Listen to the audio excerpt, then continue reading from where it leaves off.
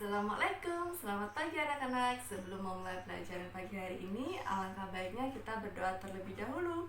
Berdoa dimulai. Berdoa selesai. Anak-anak, jangan lupa untuk mempersiapkan buku tema 2 kalian, buku tulis tema, serta alat tulis kalian. Karena hari ini kalian akan mencatat materi yang Bu Citra sampaikan. Nah, anak-anak, kita akan belajar tema 2, subtema 1 mengenai simpai dan juga sifat dan bentuk benda. Nah, anak-anak, langsung saja yang pertama kita membahas mengenai simpai. Anak-anak pasti sudah tahu apa itu yang namanya hula hoop. Hula hoop itu dapat disebut juga dengan simpai. Hula hoop atau simpai itu adalah alat permainan yang berbentuk lingkaran. Hula hoop atau simpai itu terbuat dari rotan, bukan dari kayu. Nah, simpai selain digunakan untuk bermain, hula hoop atau simpai itu juga dapat digunakan untuk berolahraga. Cara memainkan simpai atau hula hoop adalah dengan cara memutar-mutarkannya di pinggang. Nah, anak-anak, itu tadi adalah materi mengenai simpai. Jadi, apa yang Bu Citra bicarakan, tolong dicatat ya, agar kalian lebih paham dan lebih mengerti. Oke, langsung saja kita ke materi yang selanjutnya, yaitu mengenai sifat dan bentuk benda. Nah, anak-anak, sifat benda itu dibagi menjadi 3. Yang pertama adalah kasar, halus, dan yang terakhir adalah basah.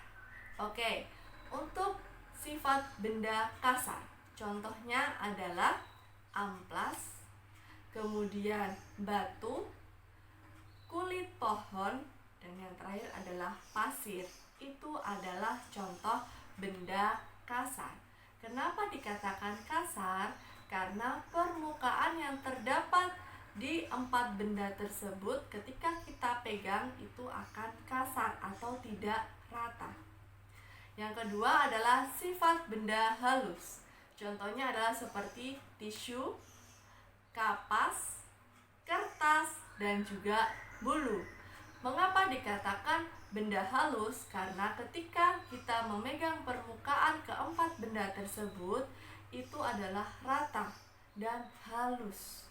Tidak seperti sifat benda yang kasar, permukaannya kasar. Tapi kalau sifat benda halus itu permukaannya halus dan rata, tidak ada geronjal-geronjalannya seperti itu.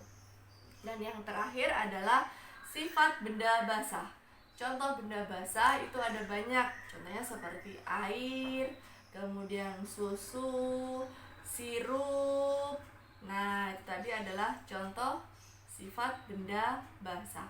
Kenapa dikatakan sifat benda basah? Karena ketika benda itu mengenai baju atau mengenai benda yang lainnya, baju atau benda yang dikenai itu akan basah.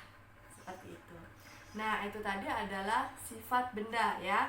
Ingat-ingat, sifat benda ada 3, yaitu kasar, halus, dan basah. Dan yang terakhir adalah bentuk benda. Bentuk benda itu dibagi menjadi 2, yaitu bentuk tetap atau tidak berubah dan bentuk berubah. Nah, di sini contoh bentuk benda yang tidak berubah atau tetap. Contohnya adalah seperti ini, spidol. Ketika spidol ini Bu Citra taruh ke tangan Bu Citra yang satu, kemudian Bu Citra taruh ke tangan Bu Citra yang kedua, kira-kira spidol ini berubah atau tidak bentuknya? Tidak kan? Spidol ini tetap tidak berubah bentuk. Tuh, lihat seperti ini. Tuh. Hanya berpindah tempat, tapi tidak berubah bentuk atau bentuknya tetap. Jadi kesimpulannya, benda padat contohnya seperti spidol, meja, kursi, buku, botol, dan lain-lain, itu ketika dipindahkan dari tempat satu ke tempat yang lainnya, bentuknya tetap atau tidak berubah. Nah, contohnya seperti ini tadi ya, tidak berubah kan bentuknya, tetap kan? Nah, seperti ini. Dan yang kedua adalah bentuk benda yang berubah. Contohnya Bentuk benda yang berubah itu adalah benda cair. Contohnya seperti susu, air, sirup, minyak, itu adalah benda cair. Dan ketika dipindahkan ke wadah satu ke wadah yang lainnya itu akan berubah. Contohnya seperti ini. Oke. Bu Citra punya gelas dan juga punya air. Ketika air ini Bu Citra tuangkan ke dalam gelas, bentuknya akan berubah mengikuti atau sesuai dengan bentuk wadahnya, yaitu gelas. Dan ketika air ini Bu Citra tuangkan ke dalam botol, bentuknya akan berubah sesuai dengan wadahnya atau bentuknya akan berubah sesuai dengan botol.